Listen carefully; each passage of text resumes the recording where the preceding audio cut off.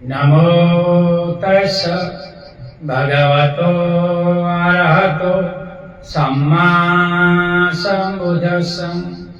नमो तस् भगवतो अरहतो सम्मा सम्बुद्धस्स। नमो तस् भगवतो अरहतो सम्मा सम्बुद्धस्स। बुद्धं शरणं गच्छामि, धम्मं शरणं गच्छामि, संघं शरणं गच्छामि, द्वितीयं तृतीयं बुद्धं शरणं गच्छामि, धम्मं शरणं गच्छामि, संघं शरणं गच्छामि। इति पिसो भगवारहं सम्मा सम्बुद्धो बीजाचरण सम्पन्नो सुगतो लोकविदु अनुत्तरो पुरुषधम्म सारथि सत्थ देवमनुष्यानं बुद्धो भगवन्। स्वाखातो भगवता धम्मो सन्दीक्षिको अकालिको एहिपस्सिको औपनायिको पच्छतं वेदिता गोव्युतोहि। सुपटिपन्नो भगवतो सावकसङ्घो जुपटिपन्नो भगवतो सावकसङ्घो सामीति पटिपन्नो भगवतो सावकसङ्घो न्यायपटिपन्नो भगवतो सावकसङ्घो।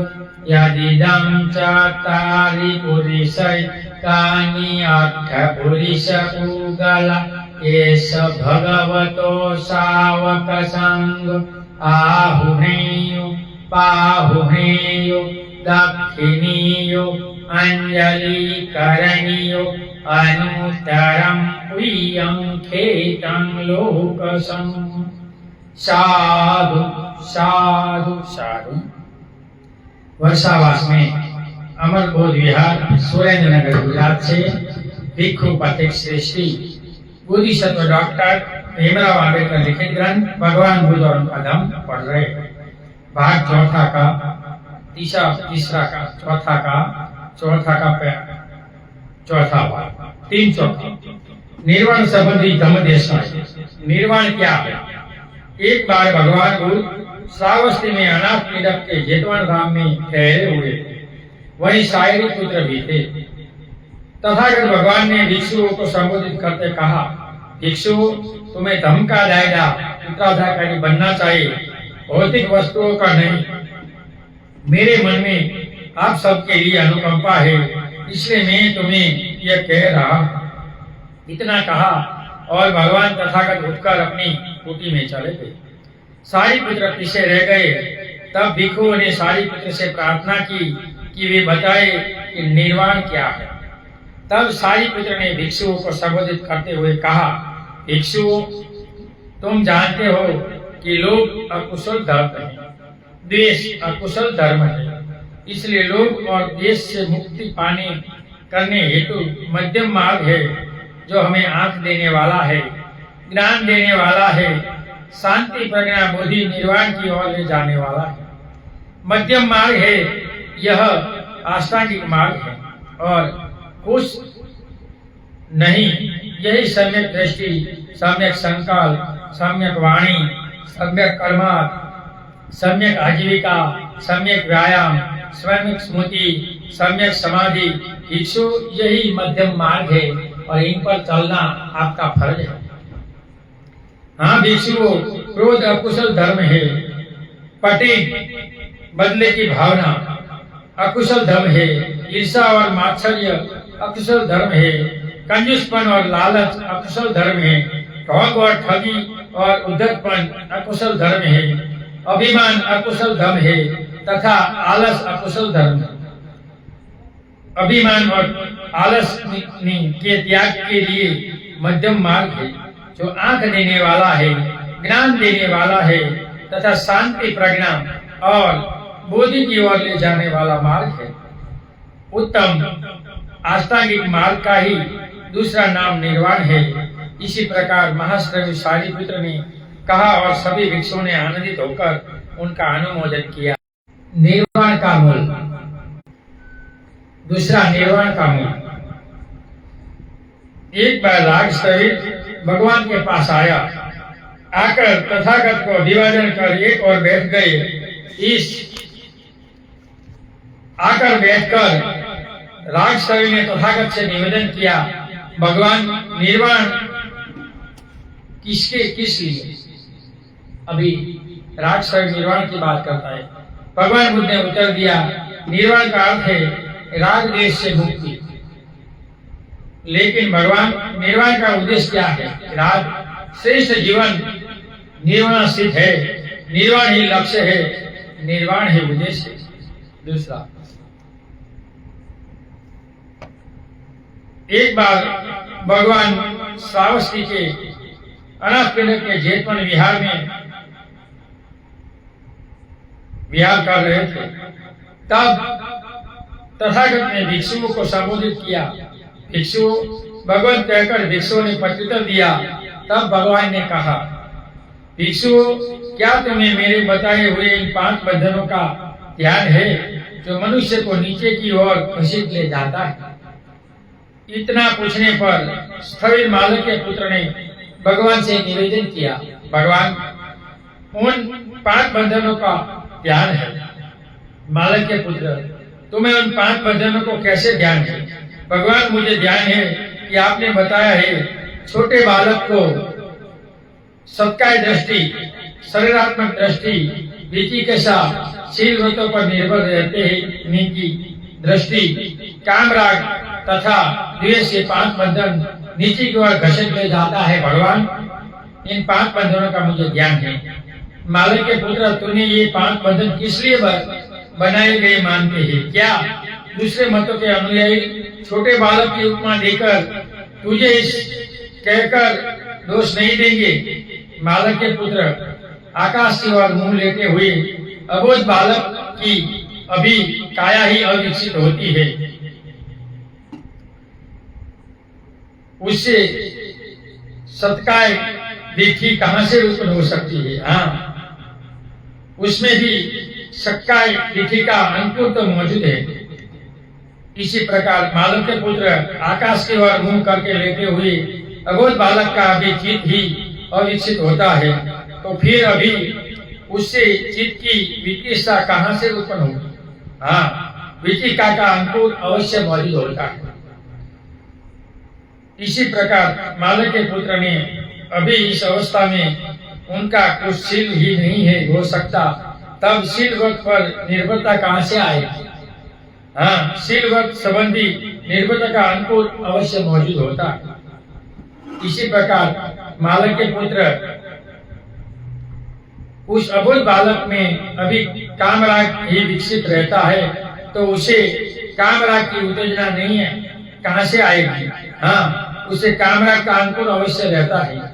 इसी प्रकार मालक के पुत्र, तो इस अबोध बालक के लिए अभी प्राणियों का अस्तित्व नहीं है, तब उनके मन में प्राणियों का द्वेष कहां से आएगा? हाँ, उससे भी द्वेष का अंकुर अवश्य होता है। तो क्या मालक के पुत्र दूसरे मतों के अनुयायी छोटे अबोध बालक की उपमा देकर तुम दोष नहीं देंगे? जब यह कहा जा चुका तब महाश्रवी आनंद ने भगवान से निवेदन किया, स्वगत, अब आपके लिए विश्राम का समय है। यहाँ ये बात पूरा होता है। अभी 5वां पाठ, सदम सदम भी सदम संबंधी देशनाएं। सम्यक दृष्टि का स्थान क्यों?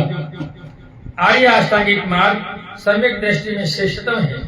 सम्यक विचार श्रेष्ठ जीवन प्रत्येक बात की भूमिका है कि चाबी है, और सम्यक विवेक का न होना सभी बुराइयों की जड़ है। सम्यक दृष्टि के विकास के लिए आवश्यक है कि मनुष्य जीवन की प्रत्येक घटना को प्रत्युत समुच जाने। सम्यक दृष्टि का मतलब है प्रत्युत सममार्ग के नियम को जान लेना।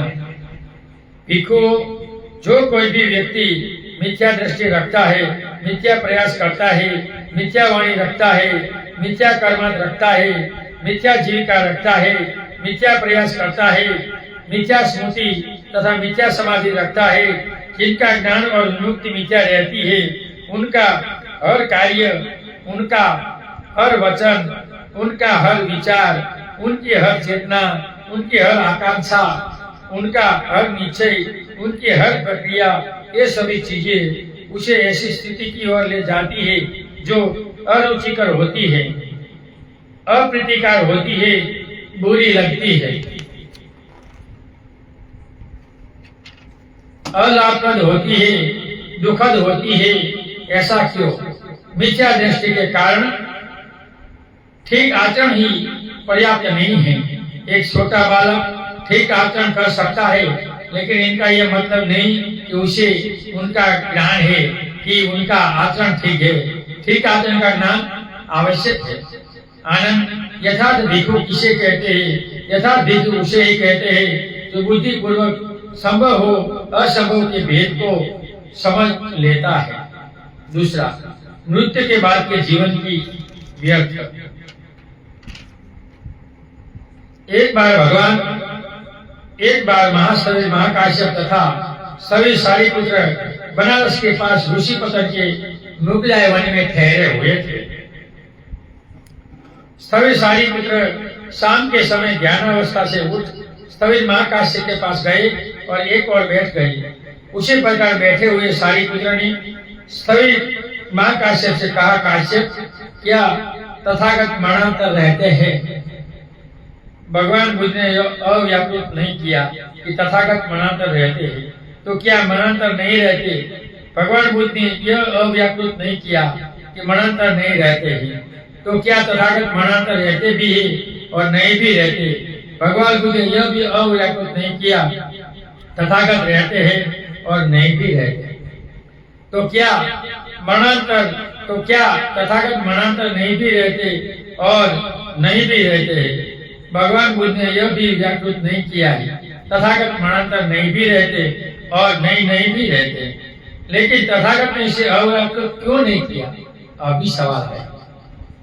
यह ऐसा प्रश्न है जिनका उत्तर देने से मनुष्य का कुछ भी लाभ नहीं, यह श्रेष्ठ जीवन का आरंभ भी नहीं, इससे प्रज्ञा की प्राप्ति होती नहीं और न यह निर्वाण की ओर ले जाता है। यही कारण है कि भगवान ने इसको अव्याकृत रखा है। देखो, निर्वाण लाभी, वैराग्य लाभी, धम्म लाभी, मोक्ष लाभी नहीं होता, वो भगवान ने कभी ऐसी बात व्यर्थ की बात नहीं की। सार्थक बात ही भगवान ने कही है, व्यर्थ बात भगवान कभी नहीं कहते।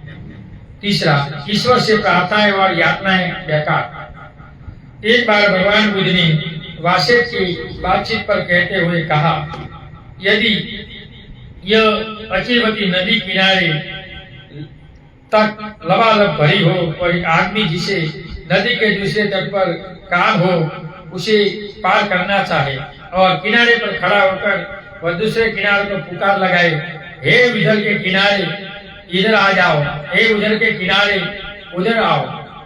हे वासिष्ठ, अब क्या सोचो कि क्या उस आदमी की प्रार्थना करने से, यातना करने से, आशा करने से, स्तुति करने से वह दूसरा किनारा इधर उधर चला जाएगा?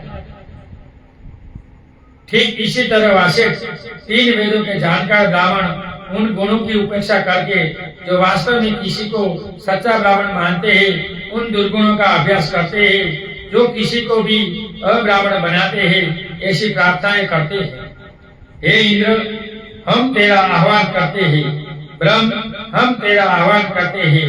हे ईशान, हम तेरा आह्वान करते हैं। हे प्रजापति, हम तेरा आह्वान करते हैं। हे ब्रह्म, हम तेरा आह्वान करते हैं।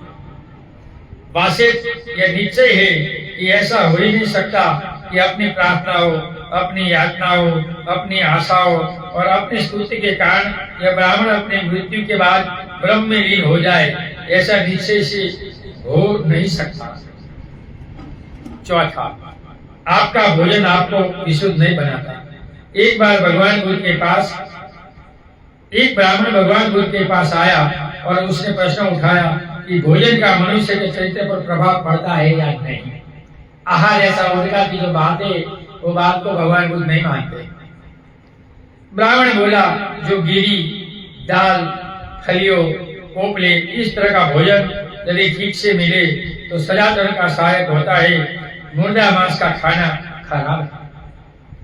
भगवान यदि आप कहते हैं कि आप मुर्दा मांस नहीं खाते लेकिन आप पक्षियों के मांस का बना हुआ एक से एक बढ़िया भोजन कर लेते हैं, मैं आपसे पूछता हूँ कि मुर्दा मांस किसे कहा जाता है? अभी सही सवाल पूछा, आगे देखते हैं भगवान इनका क्या जवाब देते हैं। तथागत ने उत्तर दिया, किसी प्राणी की हत्या करना, किसी का अनुच्छेद करना, मार पीटना, बंद बंधन, चोरी, झूठ बोलना, ठगी, वजह, व्यभिचार से सब मुर्दा मांस है, मांस भोजन नहीं। काम भोगों के पीछे पड़े रहना, पेटूपन, अपवित्र जीवन, वैर विरोध ये सब मुर्दा मांस है, मांस भोजन नहीं। चुगलीखोरी, निर्दयता, विश्वासघात, अंत्यन अभिमान तथा कमीना कंजूसपन ये सब मुर्दा मांस है, मांस भोजन नहीं। तो क्या भगवान कहते हैं मांस खाने से कोई फर्क नहीं पड़ता, लेकिन आचरण करो, राग द्वेष लोभ मोह निकालो, वही नहीं निकलता है तो तुम मांस भक्षण हो सकते हो। क्रोध, मान, विद्रोह, चालाकी, ईर्षा, उबाल, अहंकार, कुसंगति ये सब मुर्दा मांस है, मांस भोजन नहीं। नीच जीवन, किसी को झूठ मूठ बदनाम करना, धोखा देना, वंचक होना, धोखाधड़ी, बदनामी ये सब मुर्दा मांस है, मांस भोजन नहीं। देखो भगवान ने मांस खाने को मना नहीं किया है, पढ़ो ये बाबा साहब ने लिखा। ये हत्या करते करते तथा चोरी करने का व्यसन है, ये खतरों से बड़े है, ये नरक के द्वार है, ये सब मुर्दा मांस है, मांस भोजन नहीं। जो मनुष्य शक्की है उनके शक को मत्स्य मांस से विरत रहना दूर कर सकता है। न नग्न रहना, न जटाई, न मुंडन, न मृगछाल, न अग्नि पूजा, न भावी सुख प्राप्ति के उद्देश्य से की गई कठोर तपस्या, न जल द्वारा सफाई, न हवन और न ऐसा संस्कार किया। अपनी इंद्रियों को संयत रखो, अपने ऊपर काबू रखो, सत्य का आग्रह रखो और दयावान बनो। जो शांत व्यक्ति सभी बंधनों को तोड़ देता है और सब दुखों को जीत लेता है, वही फिर देखते सुनते रहने के बाद, अनासक्त रहने के बावजूद, अनासक्त रहने का कारण निर्मल रहता है। भगवत ये सब ऊंचे त्राण करने वाले धम की देशना सुन, जिनके मुर्दा मांस की निंदा की गई और जो दुख का क्षय करने वाली भी ब्राह्मण ने विनम्रता पूर्वक वंदना की और तक्षण प्रवैया और आचना की। तो देखो मांस किसको कहा है? मांस खाने से कोई फर्क नहीं पड़ता, आचरण करने से फर्क पड़ता है, ऐसा भगवान बुद्ध ने यहाँ कहा। पांचवा, भोजन नहीं अकुशल कर्मों का महत्व। आमगंज नाम का एक ब्राह्मण तपस्वी अपने शिष्यों के साथ हिमालय में रहता था। वह मत्स्य मांस नहीं खाते थे। प्रतिवर्ष कुछ नमक खटाई खाने के लिए अपने आश्रम से नीचे उतरकर बस्ती में आते थे। गांव के लोग उनका बड़ा स्वागत करते थे और 4 महीने तक लगातार उनका आतिथ्य करते थे। तब भिक्षु संघ सहित भगवान बुद्ध भी वहीं आए। लोगों ने भगवान का धम्म उपदेश सुना और उनके श्रावक बन गए।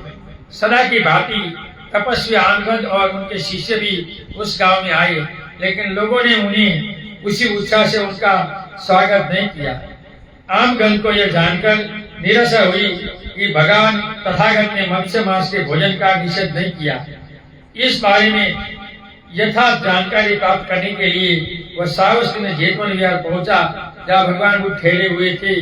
वहां जाकर वह बोला, जो फलिया और फल खाने लायक पत्ते और जड़े, किसी भी लता पर उगने वाली सब्जी, इन चीजों को न्याय प्राप्त कर जो भी कोई खाने वाला खाता है वह सुख भोग के लिए झूठ नहीं बोलता। आप दूसरों के द्वारा तैयार किए गए बढ़िया बढ़िया सविष्ट भोजन ग्रहण करते, तो इसी प्रकार चावल मांस का पुलाव बिरयानी खाता है वह आमगंज खाता है। आप पक्षी के मांस के साथ पका हुआ बढ़िया चावल खाते हैं, और कहते हैं कि मुझ पर आमगंध का दोष लागू नहीं होता। मैं आपसे इसका अर्थ जानना चाहता हूँ, आपका आमगंध किस तरह का है? मांस खाना आमगंध है तो और आप मना करते ये आमगंध नहीं है, तो ये सवाल करता है। तो भगवान इसे जवाब देते हैं। तथागत ने उत्तर दिया, जीव हिंसा करना, पीटना, काटना, बांधना, चुराना, झूठ बोलना, ठगना, वंचना करना, अनुपयोगी जानकारी तथा व्यभिचार यह आम गंध है, मांस का खाना नहीं। इंद्रिया विषयों में असंत होना, मधुर वस्तुओं के प्रति लोभी होना, अपवित्र कार्यों में संबंधित होना, मिथ्या दृष्टि होना, सीधा सरल न होना, अनुकरणीय होना यह आम गंध है, मांस खाना नहीं। कटु होना, कठोर होना, चुगलीखोर होना, विश्वासघाती होना, निर्दयी होना, अहंकारी होना, अनुदार होना तथा किसी को कुछ देने वाला न होना यह आम गंध है, मांस खाना नहीं। क्रोध, अभिमान, उजड़ूपन, विरोधी भाव, ठगी, ईर्षा, सेखी मारना, अधिक अहंकार, कुसंगति यह आम गंध है, मांस खाना नहीं। दुशीलता, दिए कर्ज का ना देना, दूसरों का झूठ अपयश फैलाना, वंचक होना, बहानेबाजी होना, इस संसार में निष्ठुरतम लोगों का इसी प्रकार के कुकर्म करना यह आम गंध है, मांस भोजन नहीं। प्राणियों के विषय में असहज होना, दूसरों को कष्ट पहुंचाने पर तोला होना, दूसरों के वश में सीन लेना, दुशील होना, निर्दयी होना, कठोर होना तथा आदर की भावना रहित होना यह आम गंध है, मांस खाना नहीं। लोभ या द्वेष से प्राणियों पर आक्रमण करना, सदैव कुकर्म करते के लिए उद्यत रहने वाला मरणांतर अंधकार में जाकर नरक में पहुंचते हैं, यह आम गंध है, मांस भोजन नहीं। न मत्स्य मांस से व्यर्थ रहने से, न नंगे रहने से, न सिर मोड़ने से, न जटाएं रखने से, न भभूत से, न मृग साल धारण करने से, न अग्नि पूजा करने से, न अमृत प्राप्ति के निमित्त तमाम तरह की तपस्याएं करने से, मंत्र जाप करने से, बलि चढ़ाने से और ऋतु के अनुसार भिन्न यज्ञ आदि करने से यदि व्यक्ति शुद्ध हो सकता है तो जिससे संदेह दूर नहीं हुई।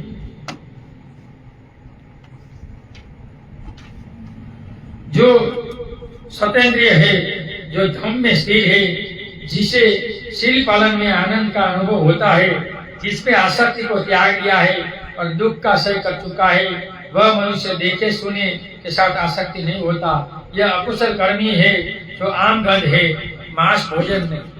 तो देखो भगवान ने अकुशल कर्मों को आम गंध और मांस गंध कहा है, इनको नहीं कहा है।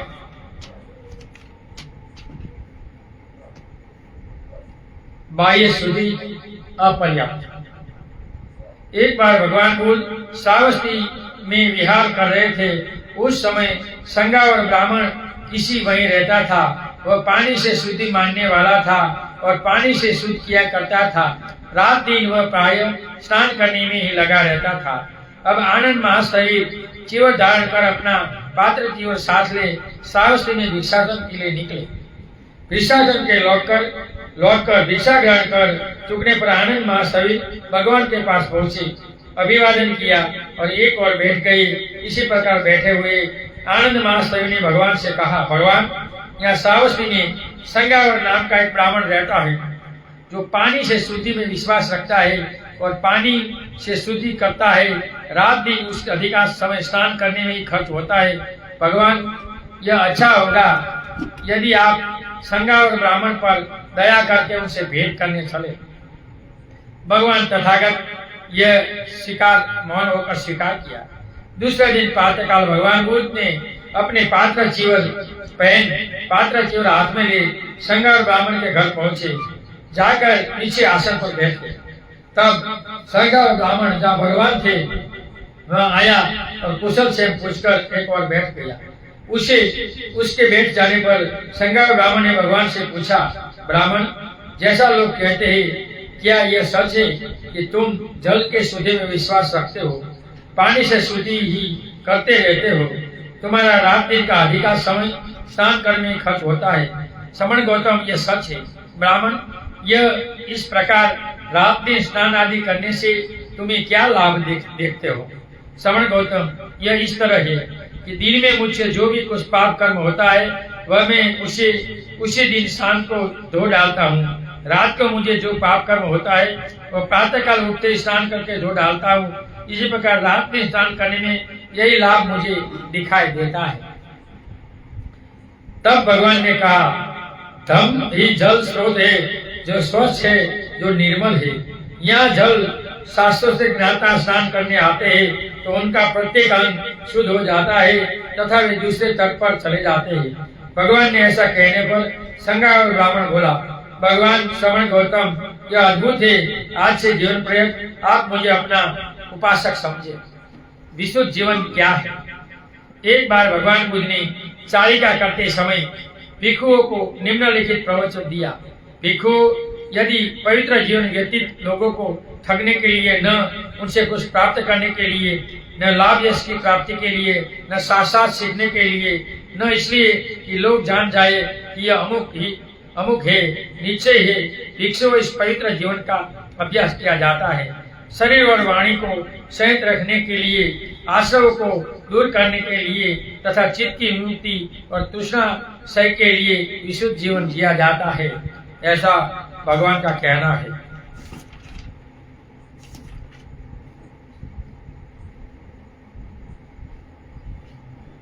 तो आज हमारा समय हो गया है।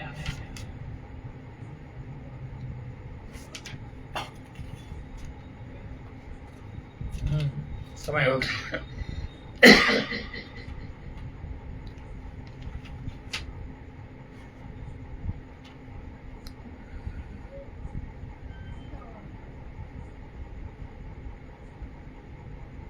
ऑनलाइन और सामने सुनने वाले सभी लोगों को सुने हुए धम्म का मैं पुण्यानुमोदन करता हूँ। सुने हुए धम्म से आप सभी लोग सुखी हो, निरोगी हो, आपका कल्याण हो, आपका मंगल हो। ऑनलाइन सुनने वाले सभी लोगों को मेरी वाणी से किसी को कोई दुख लगा हो तो क्षमा करना, मेरा उद्देश्य ऐसा नहीं था। नथि मे शरणम आयम बुद्धो मे शरणम वारम एतेन सच्चवाजिनं होतु मे जय मंगलम्।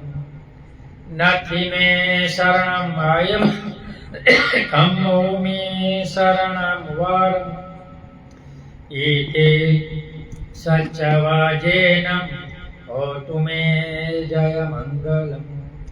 नथि मे शरणम आयम संघो मे शरणम वारम एतेन सच्चवाजिनं होतु मे जय मंगलम्। नमो बुद्धाय, नमो धम्माय, नमो संघाय। साधु साधु साधु। सबका मंगल हो, सबका कल्याण हो, सब सुखी हो, सब सुखी हो, सब